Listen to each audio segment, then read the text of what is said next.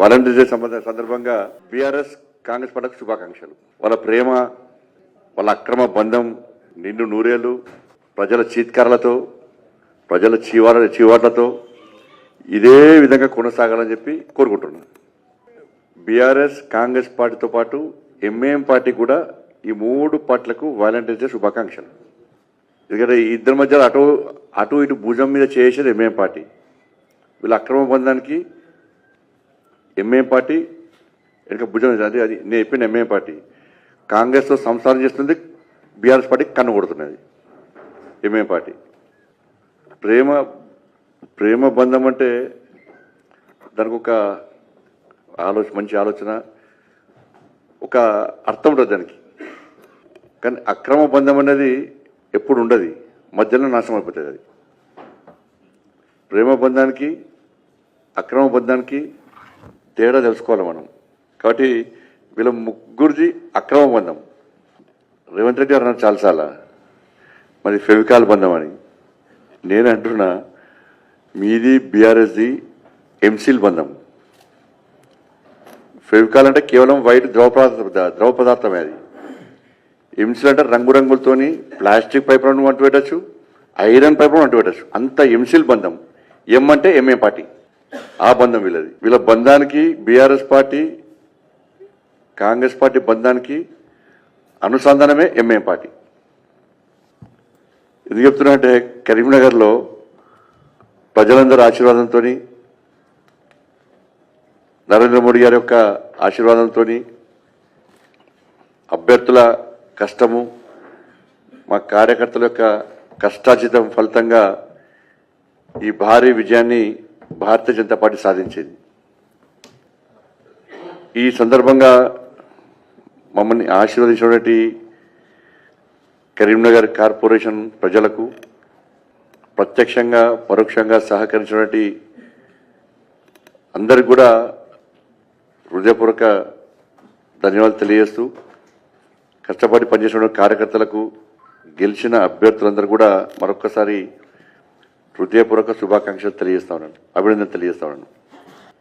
మేము కరీంనగర్లో ఒక లక్ష్యాన్ని ఎంచుకొని ఈ ఘన విజయాన్ని సాధించడం జరిగింది. మ్యాజిక్ ఫిగర్ దాటినాం ఆల్రెడీ మేము.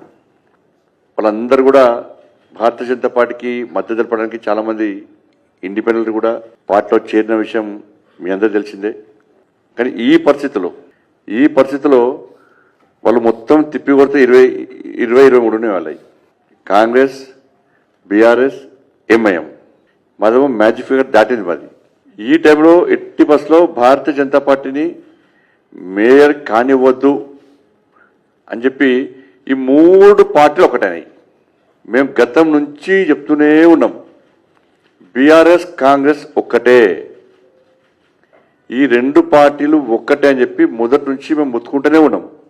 ఇలా కరీంనగర్ వేదికగా ఈ బండారం బయటపడబోతున్నది.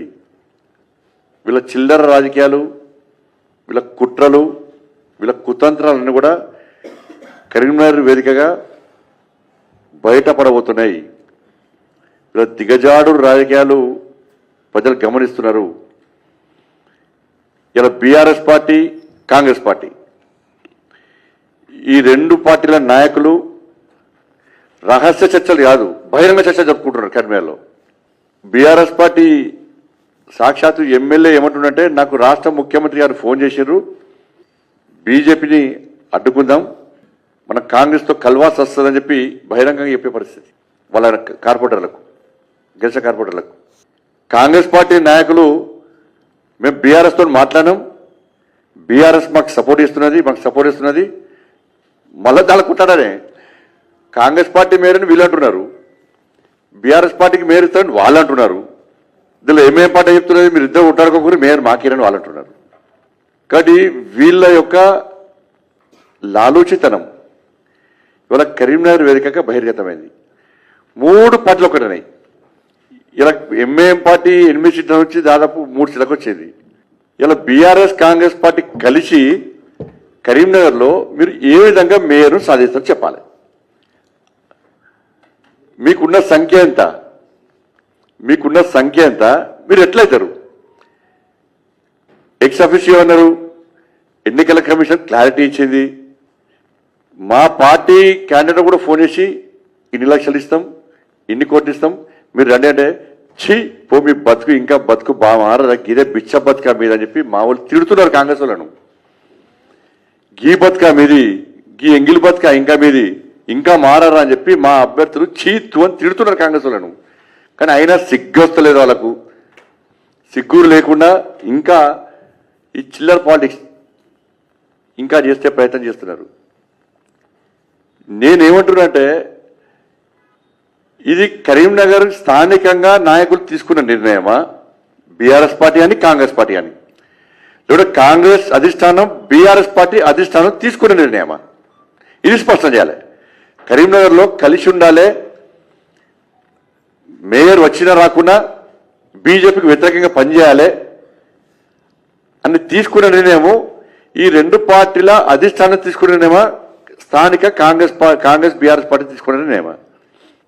ఇది కాదు అని ఖండనిస్తారు, ఇది తప్పు అని చెప్పి కాంగ్రెస్ బీఆర్ఎస్ ఇస్తారు. వాస్తవం, బీఆర్ఎస్ పార్టీ నాయకులు మాట్లాడే విషయం స్పష్టం చేస్తున్నాం. మేము బీఆర్ఎస్ పార్టీ నాయకులు మాట్లాడే విషయం స్పష్టం చేస్తున్నాం. కాంగ్రెస్ పార్టీ నాయకులు మాట్లాడే విషయం కూడా మీకు పత్రికాముఖంగా తెలియజేస్తున్నాం మేము.